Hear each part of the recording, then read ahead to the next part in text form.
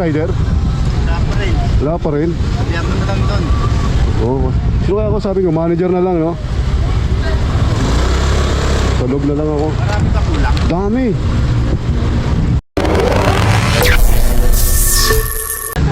Nangyari. Hindi pa ginawa. Alam na nga nila yung missing yung item. Wala, di na babay. Hindi na ba? Ilang minutes na kanina pa, no? Kanina pa yun. Inaantay nila bumalik. Sabi ko, gutom na yung customer. Sabi ko, hindi mo na makapag-antay yun.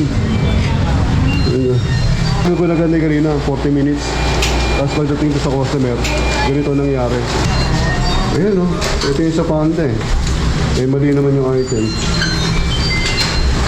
Sabi ko, luto nyo na. Hindi nyo na pwedeng antayin yung panda na bumalik dito.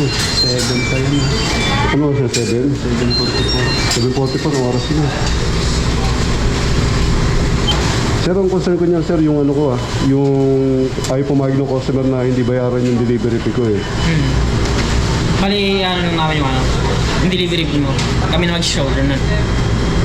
I-ano mo siya dyan. Eh, bali, piano ko na lang, pasuyo na lang ako. I-deliver mo ulit. Tapos yung easy delivery fee mo na lang, i-cash ko na lang. Pag alis ko, babayaran nyo na po. So, tapos sir, ang gusto ko sana mangyari, maklear yung pangalan ko doon sa customer. Kasi tatawagan namin yung customer. Kausapin nyo lang, kasi magre-report din kay Grab yan. Kahit nasabihin nyo na hindi ko kasalanan, basta involve ako sa ganitong senaryo, damay-damay yun. Eh, mainit ulo eh, gutom na eh. Ganda yun pag gutom na eh. Hindi natin makasabi, hindi natin pwede pa kausapan eh. Pati yung sakyan yun eh, dun sa baba part. Hanggang sigurado na to. Okay. Gutom na yun eh. Kaya kung narinig nila mga pinagsasabi nung kanina eh, talaga. Okay lang yan. Okay na sir. Hindi na babalikan na sir yung banda. Wala kanina pa eh. Kasi kung babalikan, dapat wala tawagan niya. Wala na yun. Then, thank you. Sir, thank you sir. Thank you. So yun, ang nangyari, pinalitan yung item ng bago. Ito na yung item niya.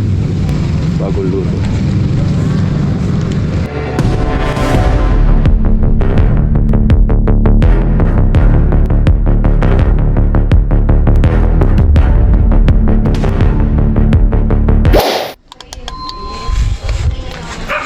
So dito na tayo sa customer natin.